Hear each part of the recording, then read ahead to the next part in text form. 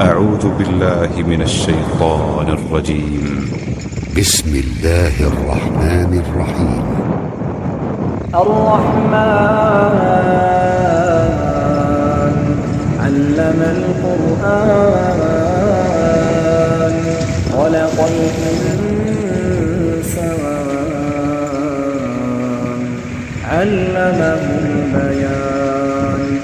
الشمس والقمر بحسبان والنجم والشجر يسجدان والسماء رفعها ووضع الميزان ألا تطغوا في الميزان وأقيموا الوزن بالقسط ولا تخسروا الميزان والأرض وضعها للأنام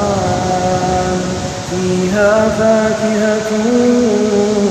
والنخل ذات الأكمام والحب ذو العصف والريحان فبأي آلاء ربكما تكذبان خلق الإنسان من صلصال كالفخار وخلق الجان من مارج فبأي آلاء ربكما تكذبان رب المشرقين ورب المغربين فبأي آلاء ربكما تكذبان مرج البحرين يلتقيان بينهما برزخ لا يبغيان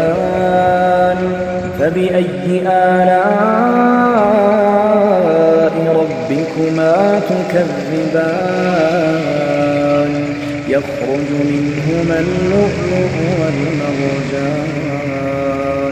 فبأي آلاء ربكما تكذبان